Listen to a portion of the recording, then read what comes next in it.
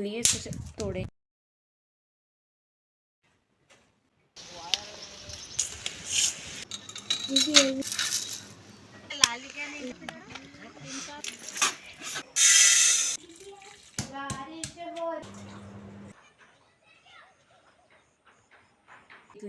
पहली होली से पहले की तैयारियां, गोबर के बड़कुले बनाना।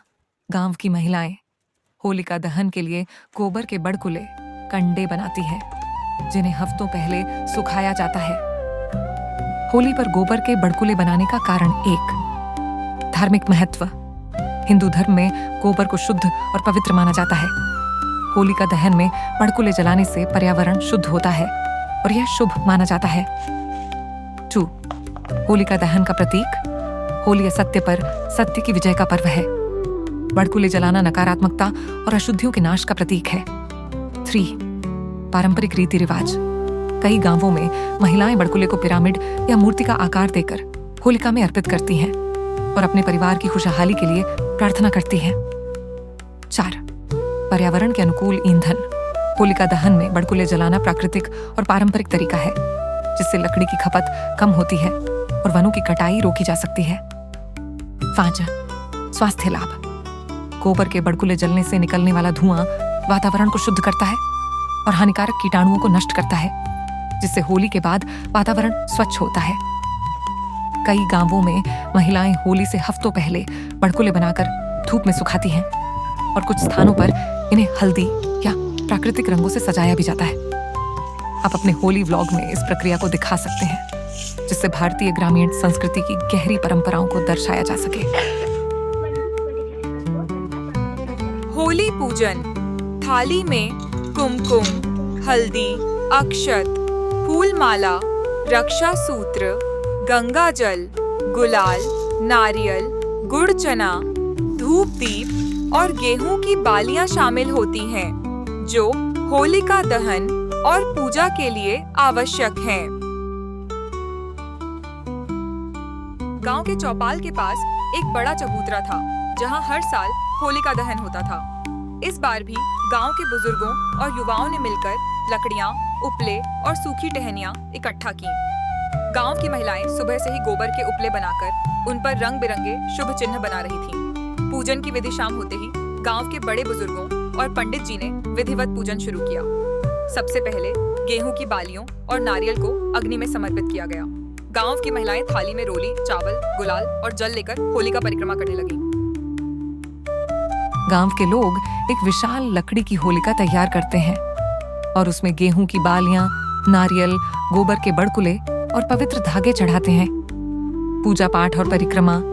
फाल्गुन पूर्णिमा की रात सभी लोग होलिका की परिक्रमा करते हैं और अच्छे स्वास्थ्य व समृद्धि की कामना करते हैं। 2. होलिका दहन की अनोखी परंपराएं। बड़कुले अर्पित करना। ग्रामीण महिलाएं बड़कुले जलती होली में डालती हैं, जिससे बुरी शक्तियों का नाश माना जाता है। गेहूं की बालियां सेंकना। होली की आग में नई फसल की गेहूं की बालियां भुनी जाती हैं, जिससे समृद्धि और अच्छी फसल का प्रतीक माना जाता है। बच्चे उछल कूद कर रहे हैं, एक दूसरे के गालों पर गुलाल लगा रहे हैं। कोई बच्चा रंगे हुए चेहरे के साथ कैमरे की तरफ हंसते हुए देख रहा है।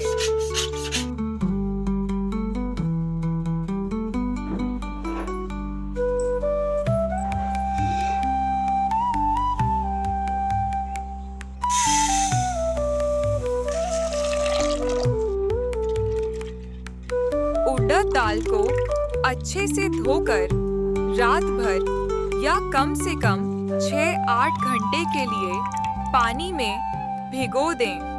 भीगी हुई दाल से पानी निकालकर इसे सिलबट्टे पर बिना पानी डाले पीस लें। पीसते समय इसमें हींग और जीरा डालें।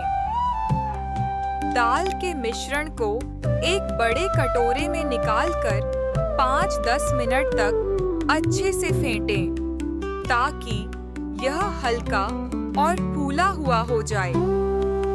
कढ़ाई में मध्यम आंच पर तेल गरम करें। हाथ या चम्मच की सहायता से थोड़ा थोड़ा मिश्रण लेकर गोल या थोड़ा चपटा आकार दें और गरम तेल में डालें। वड़ों को सुनहरा और कुरकुरा होने तक तलें, फिर टिश्यू पेपर पर निकाल लें। तले हुए वड़ों को हल्के गुनगुने पानी में 10 मिनट के लिए डाल दें, जिससे वे नरम हो जाएं। इसके बाद हल्के हाथ से दबाकर पानी निकाल दें। एक बर्तन में ताज़ा दही लें और उसे अच्छे से फेंट लें। अब एक सर्विंग प्लेट में वड़े रखें और उन पर फेंटा हुआ दही डालें। ऊपर से मीठी इमली की चटनी और हरी चटनी डालें।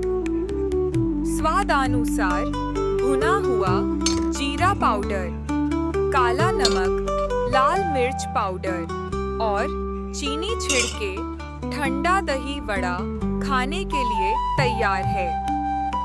होली का स्वाद दही वड़े के बिना अधूरा है।